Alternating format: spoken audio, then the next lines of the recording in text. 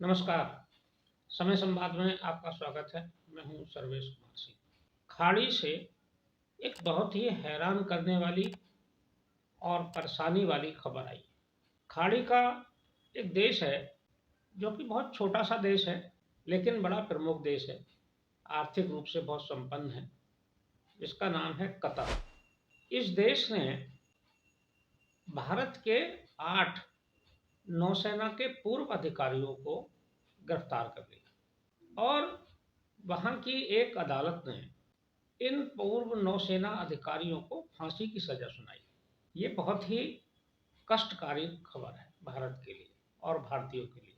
पूरी दुनिया इस बात पर हैरान है कि अचानक ऐसा क्या मामला हुआ जो कतर ने पूर्व भारतीय अधिकारियों को गिरफ्तार कर लिया और उन्हें फांसी की सजा सुना दी। सबसे पहले जान लेते हैं कि ये पूर्व नौसेना अधिकारी कौन हैं और वहाँ ये क्या कर रहे थे। ये सेवानिवृत्त नेवी के अधिकारी हैं, भारतीय सेना के अधिकारी हैं, नौसेना के।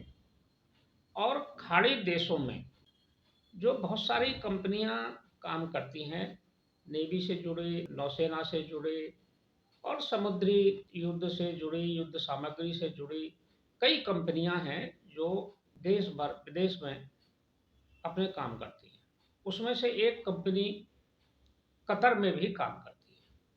ये कतर की ही कंपनी है, खाड़ी देश की ही कंपनी है, लेकिन बड़ी कंपनी है। ये रिटायर्ड अधिकारी इस कंपनी के लिए काम करते थे। 1 साल पहले इन्हें गिरफ्तार कर लिया गया। सबसे बड़ी हैरानी की बात यह है कि साल भर से गिरफ्तारी के बावजूद कतर सरकार ने भारत के साथ ये सूचना साझा नहीं की।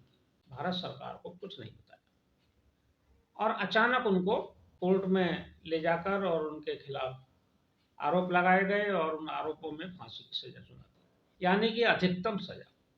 आरोप भी ठीक से नहीं बताए गए, लेकिन जो सूत्रों से जानकारी मिल रही है, जो पता चल रहा है, कतर की सरकार ने और वहाँ की जो इंटेलिजेंस एजेंसियां हैं, उन्होंने ये आरोप लगाया है कि ये जो 8 अधिकारी थे, पूर्व अधिकारी, ये कतर में जासूसी कर रहे थे और ये जासूसी इजराइल के लिए कर रहे थे। इस आरोप में इनको गिरफ्तार किया गया और इनको फांसी की सजा सुना दी गई। आरोप सरासर झूठे हैं और उनको कतर ने जानबूझकर फंसाया है। कतर के साथ यूं तो भारत के संबंध अच्छे रहे हैं। कतर जब देश बना 1971 में स्वतंत्र होकर, तो भारत वो पहला देश था जिसने, वो उन देशों में प्रमुख था जिन्होंने सबसे पहले मान्यता दी, उसमें भारत भी एक था। उसके अलावा भारत के प्रधानमंत्री भी वहाँ दौरा करते रहे हैं। 2008 में मनमोहन सिंह प्रधानमंत्री थे, उन्होंने कतर का दौरा किया था। अभी 2015-16 में प्रधानमंत्री नरेंद्र मोदी भी वहाँ गए। और वैसे भी कतर के साथ बहुत अच्छे राजनयिक संबंध हैं, व्यापारिक संबंध बहुत मजबूत हैं भारत के, क्योंकि भारत कतर से ईंधन का बहुत बड़ा आयातक है। सबसे ज़्यादा भारत में जो गैस की आपूर्ति होती है, कुकिंग गैस जो भारत में आती है और ईंधन की गैस जो भारत में आती है, ये कतर से ही आती है। और भारत से भी कुछ सामान वहाँ निर्यात होता है, लेकिन उसके बावजूद कतर ने ऐसा कदम उठाया। लेकिन कतर की जो छवि है, एक संपन्न देश होने के बावजूद, वो प्रो इस्लामिक ही है। कतर के बारे में कहा जाता है कि कतर कट्टर इस्लामिक संगठनों का समर्थन करता है। उसमें से हमास भी एक है।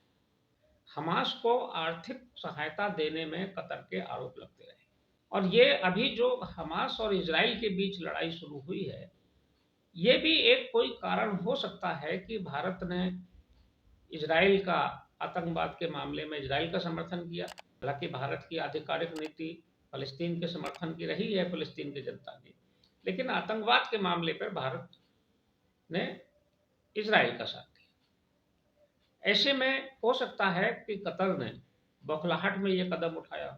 वैसे भी कतर के अंदर जो वहाँ की खुफिया एजेंसियां हैं और जो वहाँ का सरकारी तंत्र है, उसमें पाकिस्तान की खुफिया एजेंसी आईएसआई का भी बड़ा नेटवर्क है और घुसपैठ है।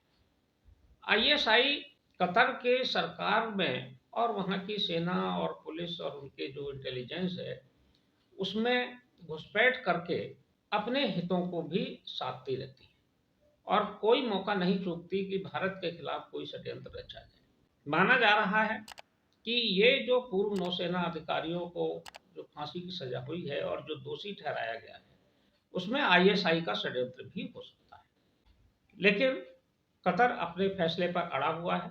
दूसरी तरफ भारत सरकार ने राजनयिक प्रयास शुरू कर दिए हैं इन पूर्व नौसैनिक अधिकारियों को बचाने के, और भारत सरकार ने इस पर हैरानी जताई है और दुख भी व्यक्त किया है कि इस तरह की कार्रवाई कतर ने की है। भारत सरकार ने अपना जो वहाँ दूतावास है उसके माध्यम से इन अधिकारियों से संपर्क भी साधा है और उन्हें पूरा सहयोग देने का आश्वासन दिया है। उनके परिवारों को भी भरोसा दिया है कि भारत सरकार इस मामले में अपील करने पर विचार करेगी, क्योंकि अभी लोअर कोर्ट ने ये सजा सुनाई है, ऊपर की कोर्ट में मामला जाएगा। तो भारत सरकार दोनों स्तर पर, राजनयिक स्तर पर भी और कानूनी स्तर पर भी इस मामले को उठाएगी और अपने नागरिकों को बचाने का पूरा प्रयास करेगी। भारत सरकार के विदेश मंत्रालय ने इस पर पूरी सक्रियता दिखाई है और तत्परता दिखाई है। दूसरी तरफ कांग्रेस की तरफ से भी इस पर बयान आया है। कांग्रेस ने भी इस पर हैरानी व्यक्त की है और भारत सरकार से अपेक्षा की है कि इस मामले में भारत सरकार जो भी संभव हो वो कूटनीतिक और राजनयिक प्रयास करके अपने नागरिकों को भारत में लाने के प्रयास करेगा।